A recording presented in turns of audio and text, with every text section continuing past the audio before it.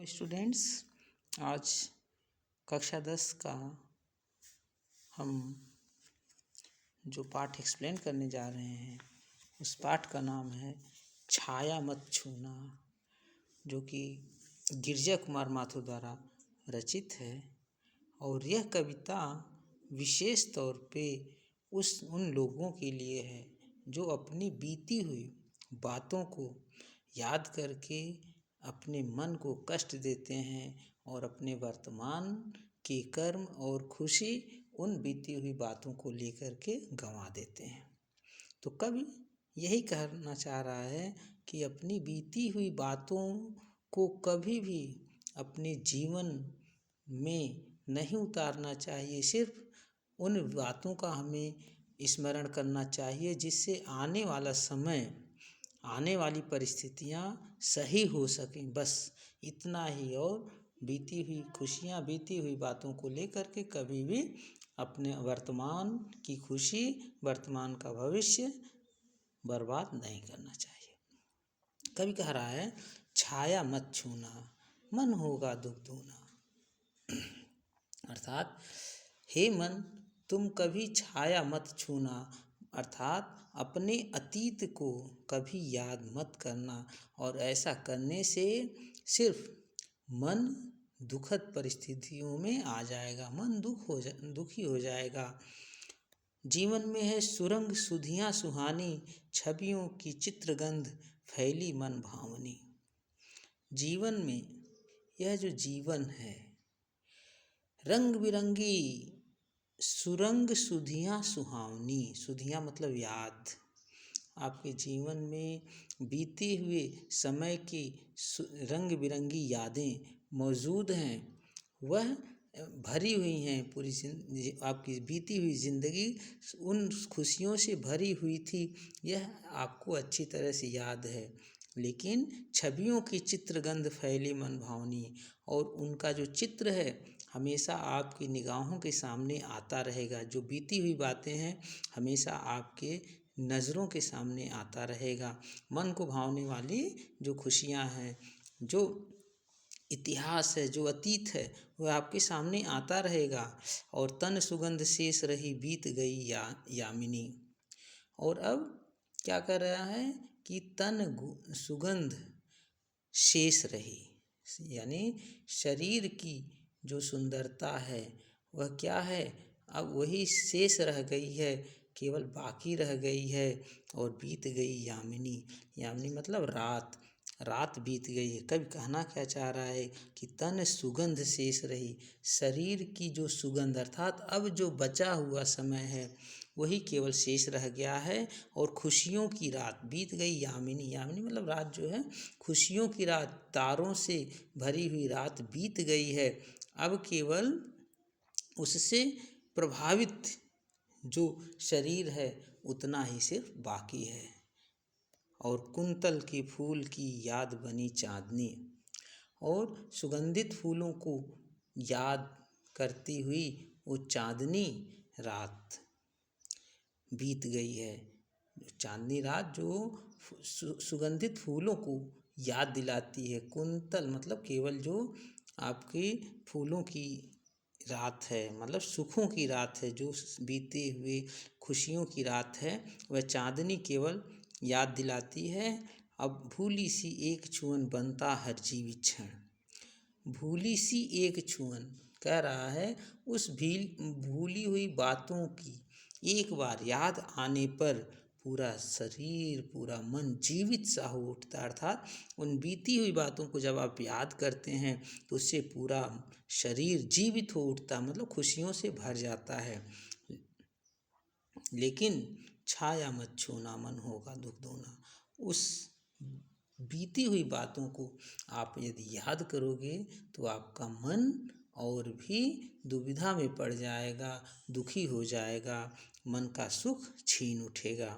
ये सही है कि बीती हुई बात जो है, बीती हुई खुशियाँ जो हैं आपकी थोड़ी पल के लिए खुशी दे देंगी, लेकिन वो वर्तमान में मौजूद नहीं रहेगा, जिससे आगे चल के आपका आने वाला भविष्य उज्जवल के बजाय अंधकार में चला जाएगा। यश है ना न वैभव है मान है न शर्म आया, जितना ही दौड़ा तू उतना ही भरम आया।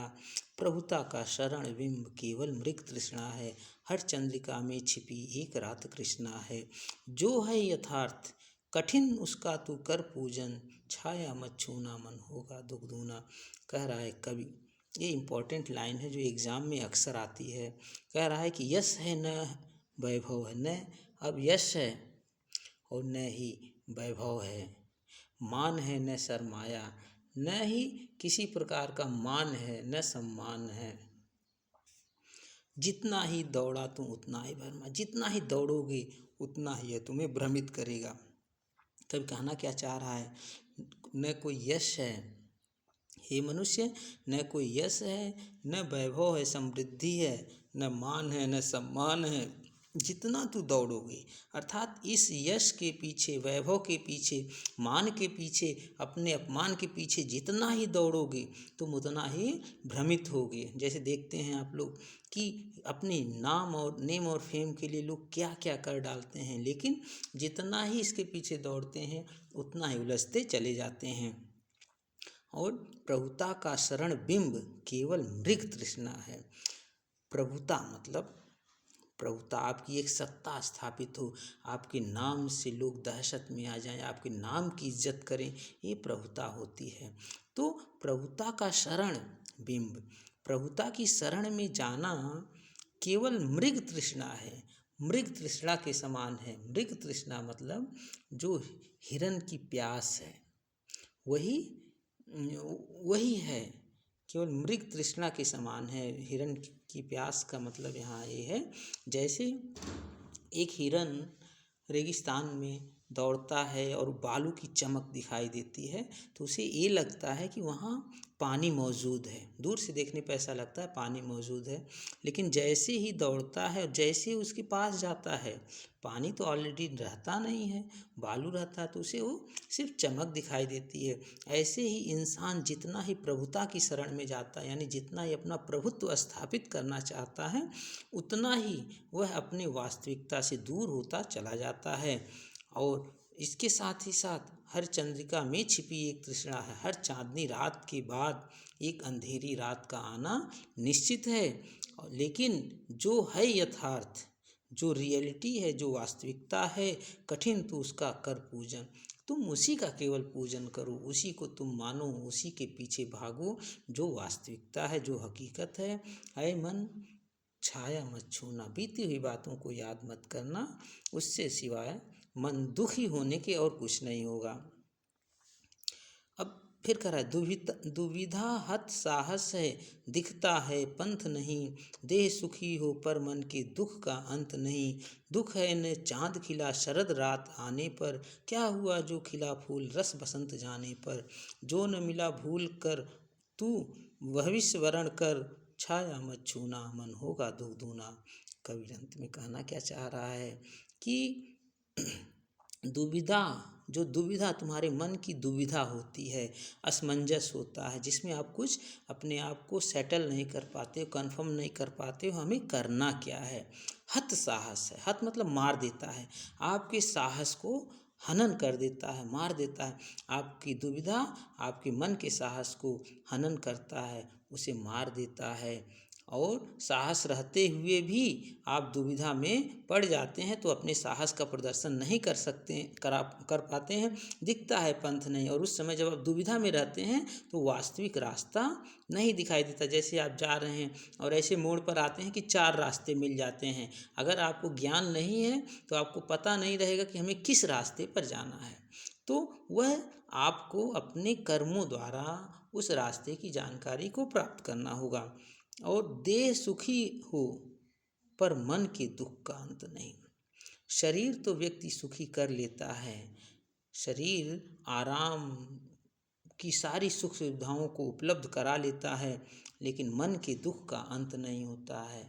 मन के दुख का अंत मतलब क्या है, व्यक्ति गलत तरीके से तरह तरह के पैसे कमा करके सुख के साधन को इकट्ठा कर लेता है, तिजोरी पैसों से भर लेता है, फर्स्ट क्लास बिल्डिंग बनवा लेता है, हर कमरे में एसी लगवा लेता है, लेकिन अगर उसके मन में शांति नहीं है तो सारा सुख का साधन बेकार है।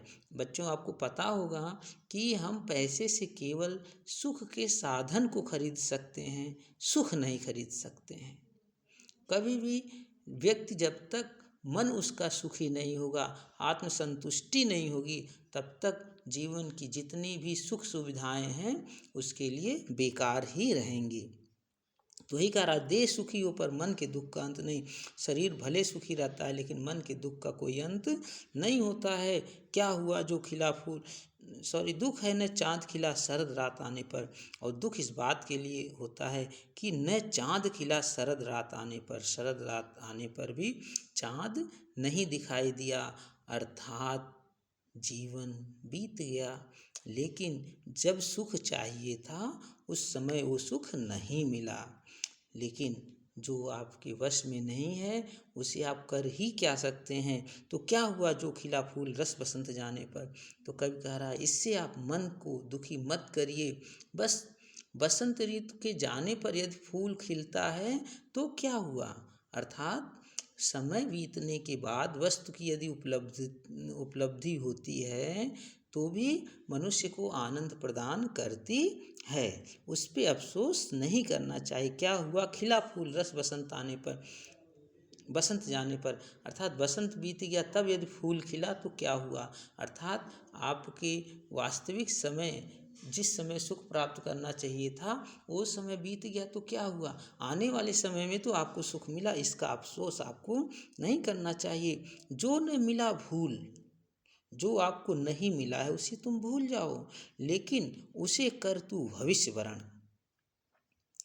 जो आने वाला है, जो मिलने वाला है, उसे तुम चयन करो, वर्ण करो, उसका तुम धारण करो। और छाया मत छूना, मन होगा दुख दूना। है मन, कभी अपनी बीती हुई बातों को याद करके दुविधा में मत पड़ जाओ, अर्थात अपने मन को दुखी मत करो।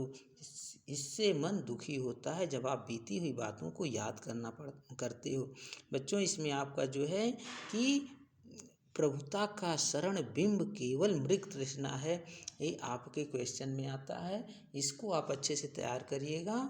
और जिसका एक बार हम फिर एक्सप्लेन कर दे रहे हैं कि प्रभुता का शरण, जो प्रभुता स्थापित करना चाहते हैं, यानी अपना सत्ता जमाना चाहते हैं, समाज में अपना एक पैठ बनाना चाहते हैं, वह उसी प्रकार है जिस प्रकार से हिरन की प्यास रहती है।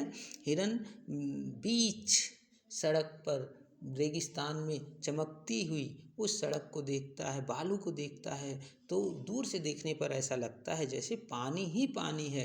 और प्यासी हुई हिरन दौड़ के वहाँ जाता है, और जाता है तो देखता है पानी नहीं रहता है, क्या रहता है वहाँ पे, सिर्फ बालू ही बालू रहता है।